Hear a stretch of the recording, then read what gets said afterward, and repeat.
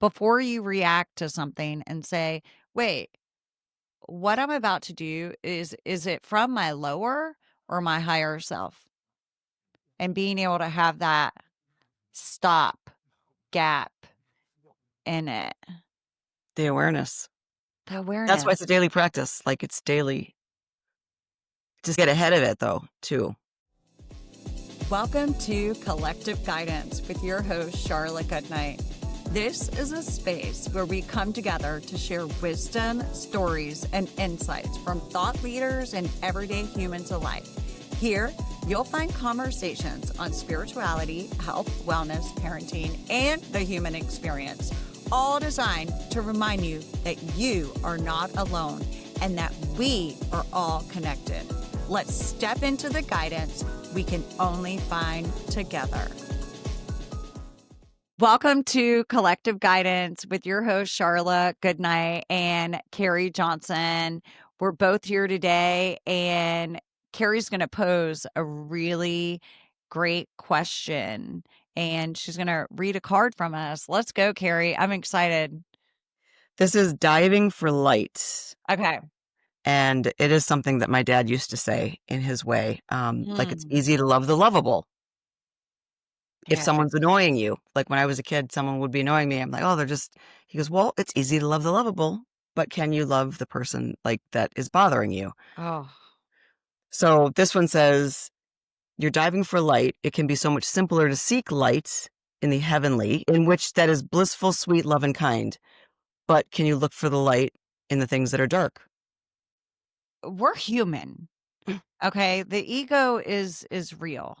The ego is very real, and I think for a lot of us, we weren't raised to love the unlovable because our parents said, "You're being a bad girl or boy," or they would place some kind of shame upon us. So when we have not done what is society right or acting in a harmonious way, we can judge ourselves and not love ourselves. So therefore, if we're judging ourselves and not loving ourselves, we can definitely look at someone else and be like, that SOB or that female dog, you know, like and not love the ego part of people. But to raise to a higher state of consciousness, it really is about loving the, I don't want to say unlovable because everything is lovable. The ones that annoy you. Yeah. But when you start like raising yourself to a higher standard, understanding this knowledge, there's a lot less of that. When you're playing down here in the shame, judgment, you're going to be in that room. You're going to be the party with all those people. It's interesting that you say that because I went to this meeting the other night and this woman said she was complaining about someone. And I was like, oh, but what kind of good can you see from her? Everyone is struggling. How can you give her compassion? And she said, I can't give her compassion and I would never give her compassion. And then I have learned that is Charla's point where Charlotte is like, "Oh, okay." And you can't, like, argue with anyone on that Mm-mm, because they feel mm-mm. it so strongly, but the question is, when you are in a situation where someone is being or saying or doing something that you don't agree with, can you give them love and light instead of opinion, hashtag judgment, Coming from ego. Yeah. coming from ego Yeah. because everyone is love and light. Everyone is struggling. And the only reason why they are presenting themselves as frustrating or whatever have you is because it's your work. Don't you find though that you find a lot less of that though? Like the more you're aware of it, or it doesn't affect you as much?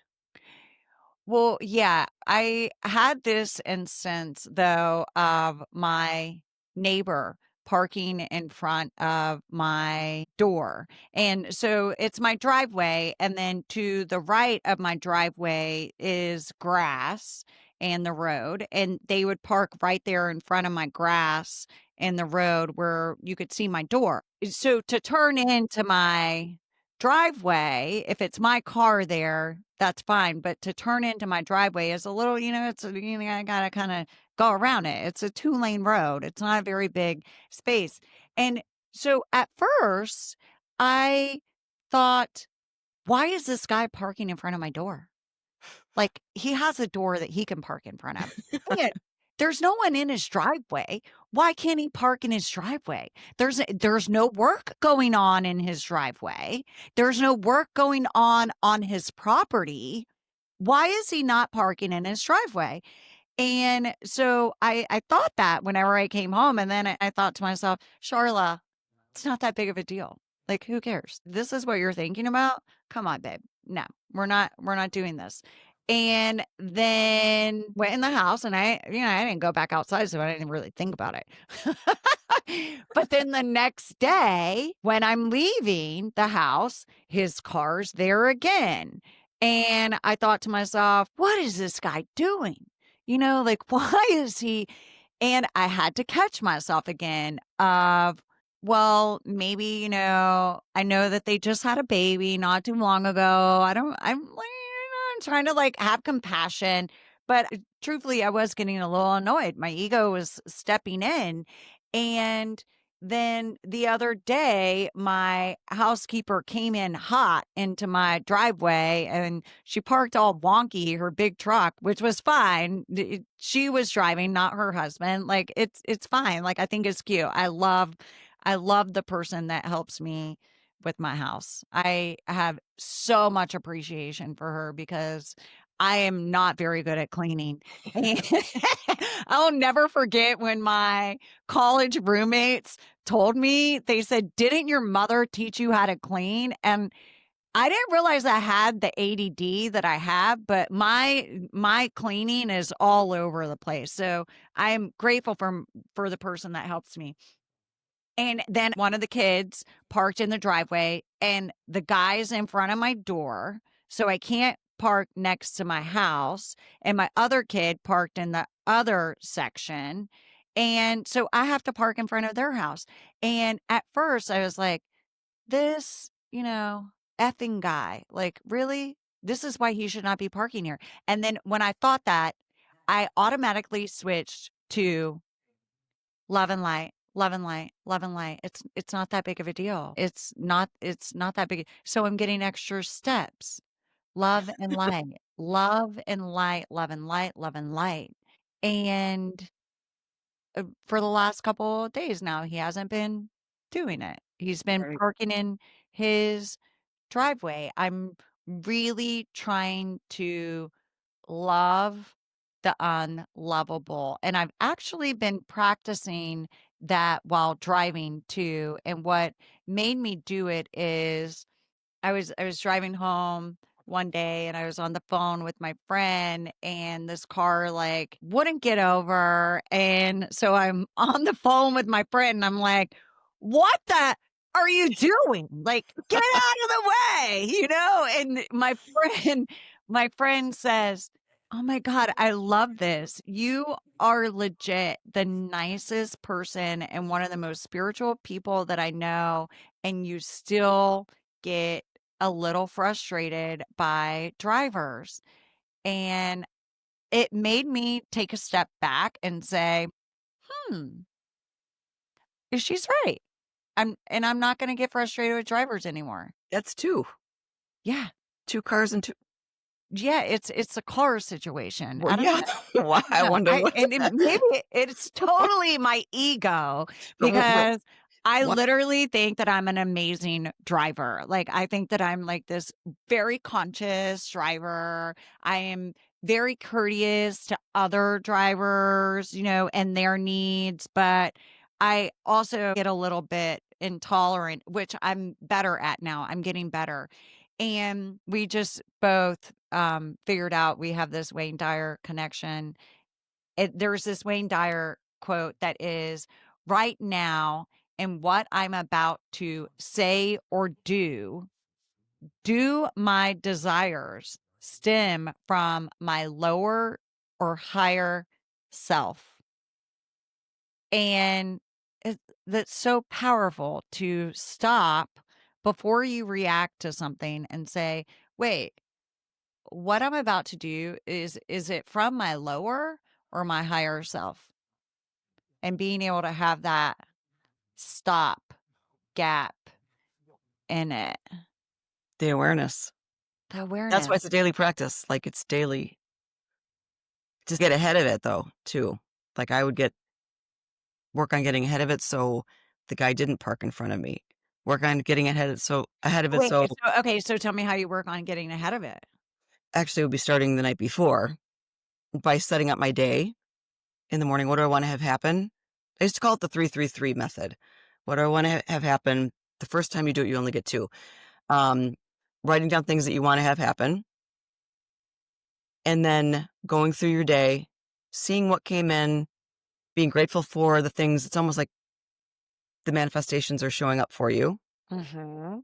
being grateful for them, and then doing the 3 for the next day. Like 3 things that you wanna have happen the next day. Wanna have a great day, so before you even wake up, before your eyes are even open, be blessing it with, "I can't wait to see the miracles that are happening today. Oh my gosh, I'm so excited for today. What's gonna happen?" Before your feet even hit that floor, before your eyes are even open, and then allow the day to just take you. And then if situations like that happen, they may not even happen because you're already in the space, but if they do happen, they won't be as bad, they won't bother you, and you can be okay with just flowing in through your day. So Wayne Dyer talks about doing that at the end of your day, looking at your day and thinking of all the positive things that have happened to you that day, and then thinking about all of the wonderful things that are going to happen for you tomorrow, Mm, and calling them in with mhm, the I am presence, the mhm, I am that I am statement. And what it does, what you're describing is you are activating the reticular activating system of the brain. And so therefore, you are already programming your mind to therefore show you that which has been programmed. mhm, that's It's good. so magical. Yes, it is. And sometimes I do that, and then I run into a situation. Maybe I don't do it then, because that's where I'm running into a situation. I walked into HomeGoods, this was a while ago, and all of a sudden, like, people aren't holding doors for me. I felt like I was in a different timeline, and people are running me over with carts and like that. I'm like, "What is happening here?" I'm like, like, this is not how people treat me normally. And I was like, "Uh-uh, make it stop now." And then all of a sudden, "Oh, do you need a cart? Oh, you have pretty hair. Oh, should we, can I hold that for you? That looks heavy. Wanna cut in front of me?" I'm like, "Exactly, thank you." Like, like, shifted the energy because I don't know where I was. That is great. Yeah. To be aware of it though, to be aware of it. The And awareness. then to choose in that very moment, "I don't like this. This does not make me feel good." And then, like, just to whatever's happening, because that happens a couple times, like, all of a sudden everything's fine, and then it's not fine, and it tries to take me down the road, get angry, and I'm like, "This doesn't feel like where I normally should be." Like, it maybe feels like me 15 years ago or whatever, but what is, and then I have to get back into the right timeline. And you call in the timeline. Yes. And so it's funny that you say that too, because you know Abraham, Yes. Esther and Jerry Yes. Hicks. Yes. Esther and Jerry Hicks, well, Esther, Abraham talks about calling in the next timeline. Oh, And prepaving. prepaving, yeah. You prepave the timeline. So you call in the next timeline before you enter it. So when Yes. you're in the car, you say, I'm gonna go in Whole Foods. Everything is gonna work out perfectly for me. They're gonna have everything that I want. They're gonna have pineapple, they're gonna have mango already sliced. People are gonna be so joyful, and you call in that timeline, Yes. and you get in the vibration of the timeline because you can call in the timeline all day you want, but if you're not in the vibration of that timeline, that is not what is going to appear because you have to be a vibrational match for the timeline. You'll also see who's not in the vibrational match with it because they will scatter almost like they be repelling from you, repellent, because they can't be close to your energy then. Mm, and your energy vibrates off of you. So I have experienced this numerous times, but the one time when I went out, I had been in a Joe Dispenza retreat for 10 days, meditating nonstop, right? You meditate nonstop at these retreats. And I came back from the retreat and I was meditating twice a day.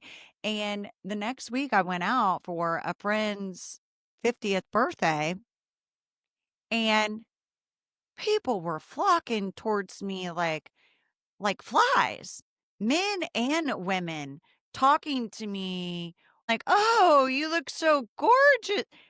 I look the same as I always look, you know what I mean? Like, I didn't do anything different, you know? Like, and people would be like, "What's different about you?"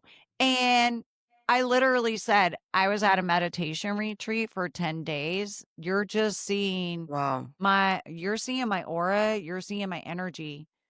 You're attracted to Wow. my energy because my energy feels so in line with God's source energy. And if you feel something off from someone, number one, you need to ask yourself, is this my ego? And sometimes it is because your ego can be like, oh, I feel off because you feel like some kind of jealousy or something like that from them or towards them because of they have maybe that, which, and you don't even realize it is subconscious. But if you feel off from someone, you need to ask yourself, is this me? Or is this really them? And if it is them, then that's where you can blast them with love and with kindness and compassion because it's a human experience, man. We're in human school. It's not easy. Some people feel like they're getting F's. And the thing is, there's no grading. So, yeah, Yeah. you can feel people's energy. Oh, yeah. Through if they're writing something, if they're texting something, like, the energy comes through.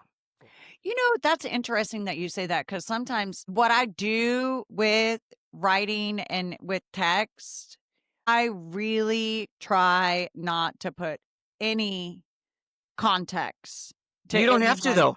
words. Someone could say 2 words with 0 anything, and I can pick up the energy sometimes pick up the energy Oh, on what was behind it when they sent it. wow, that's interesting. Or writing, like, if I get something in the mail and someone's writing something, I'm like, "Oof," like, I just immediately get a vibration. You feel the vibration of it. Oh, yeah. And no, it was written out of anger or yep. I that's interesting because whenever I read something, I really try to hold a objective stance on where it's coming from and try not to think that it is anything more than just the words written down. But we know words are vibration. It's normally just the first hit I get. I mean, I'm not even thinking about anything, it's normally just the Yeah. first I'm like, "Oh." So then, if it's that quick, then I know that it's not me even I didn't even have a chance to think about, but Yeah. otherwise And yeah, and words are vibration. Words have a vibration that m they carry. yeah, So, Wayne Dyer also talks about how when we say, "I am," we are basically calling in God. The "I am" is God's name. In the Bible, it talks about it all over how Moses says to the burning bush, well, what is your name? And the burning bush, God says, I am that I am. And so when we say I am abundant or I am, I mean, anything of a lower vibration word, you are basically calling in Claiming it, yeah. who you are, who you are, which is so, so Yes. powerful. We were not taught that years ago. I mean, anything No. as I am is what you're claiming. Yeah, you were Danger, never yeah, taught I am what is what you're claiming. No. yeah. No. You gotta be careful with that one. We have to be so careful with that one. And it is that loving I don't want to say the unlovable, but bringing it back to the loving that which you may not necessarily agree with, focusing on love, which is Yeah, it's a challenge. it is a challenge because people are different. Everyone is different, but there's one thing that we all have in common. Well, there's actually 3 things that we all have in common. 1, when we come into the human existence, when our soul comes into this human existence through birth, we take our first breath. Every single human being takes their first breath. 2, we are all from God. We are all from source energy. And 3, on the day that we die, the minute that we die, we all take our last breath. And, some would say, oh, we all bleed the same. Well, actually, everyone's blood's different. There is a differentiation in the blood. We all have different DNA, but we're all connected to the same source. We are all God energy. We are all source energy, universal energy. And at any time, every single one of us has the power to access that and to imbue that energy within us to where we can love that which we don't necessarily agree with. We can still send them love. We can still make that choice. I don't agree with XYZ, but I can still send you love and I can still send you kindness and whatever needs to be. Yeah, So, yeah. that releases the judgment, right? Like, that people often do, judging each other if they don't like them. The drivers, we're gonna have to figure out about the drivers with you. Well, I mean, it's so interesting when I'm anywhere else besides Naples, I don't judge the drivers. And I don't know if it's just because I'm Florida grown, like I'm from Immokalee, like I am like, and I think that I'm a really good driver. But the guy that parked in front of your door, your house, was that more of feeling disrespected? Was it feeling more what?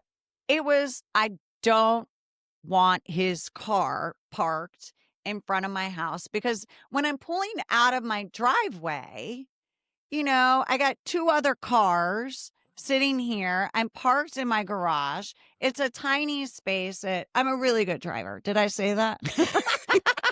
So so when I pull out of my driveway, I have a small space that I'm pulling out of. I'm already maneuvering. It's a 3-car driveway, but I have a big Bronco with a Subaru Outback and then my car and going it is a little bit difficult. And then he parks like right at the edge of my driveway and his driveway, he's like right in the middle of both of them. It's just a little bit difficult to get out I of. was just curious, yeah. And so then, I just got annoyed. And really, the thing is that I don't have to get annoyed.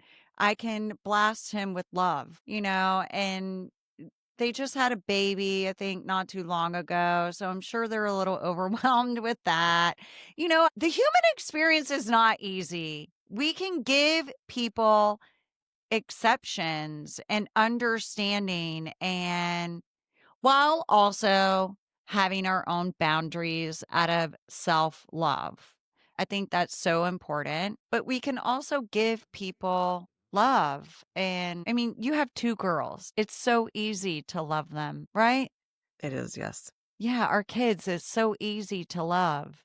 We can make everyone so easy to love, even when they're not doing what we think they should be doing. Yeah. And even I what? Like you said earlier, recognizing too that everyone's going through their own thing. Everyone's going through their own thing and they are leading from that. So nothing against you, not even thinking about us when they're Right. doing whatever, you know? So that's when the compassion, I guess, comes in.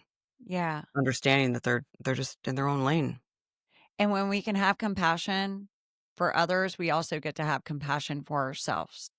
I love this conversation, Keri. I do too. Thank you so much for pulling that card. And my hopes for whoever's listening to this is that maybe they can just find love for that which they don't agree with and just give love, even though maybe they're not feeling it. Doesn't mean that you have to bring that person back into your life. It does not mean that you have to subject yourself to any kind of abuse. I am not saying that, but you can give love for your past and for anyone in your present moment that is not. Easy, because your vibration is your currency. Ooh. When you really understand that, you take care of it. And we are not saying that you have to allow anyone in your life that is No, abusive. no, no. No. I I'm mean, Irish and Italian, remember? we yeah, Irish Italian. I've got my share of that. But we are saying that you can still love those from afar. And when actually you love people from afar, you don't allow them to mess up your vibration. I can love you from afar. It doesn't mean that you have to be in my life. Mm-hmm. Yeah. That's a whole nother topic. Yeah. Well, I look forward to diving into that. Yeah. That's another topic for you guys. Thank you so much for joining us today. We are so grateful to be on this journey with you. Keri, I'm so in love with you. Sure, I Yeah. love you. Always. Yeah, we are a love fest over here. And if you like this episode, please like it, subscribe, follow us on Instagram at Collective Guidance. You can also follow us on the website, collectiveguidance.com. Follow Keri on Instagram at the Keri, Keri Johnson. Mm-hmm. That's where you're going to find her on Instagram, and share this with someone. And we challenge you to go out and just love. I'm going to do it to my neighbor hardcore.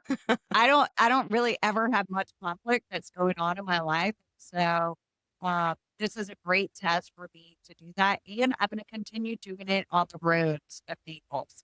So, and I'm actually doing the speed limit too, which is great. I'm really happy about that. I've been like following the speed limits rules. You know, no more hot rod Charlie. Oh my gosh. That's funny. So, thanks so much for joining us, and we look forward to connecting with you. Thank you for joining me today on Collective Guidance. I hope you feel lighter, more inspired, and deeply connected to your own path. Follow us on Instagram and TikTok at Collective Guidance or our website, collectiveguidance.com. If this episode resonated with you, please share it with a friend and subscribe so you never miss an episode. Until next time, may you walk with clarity, courage, joy, and love.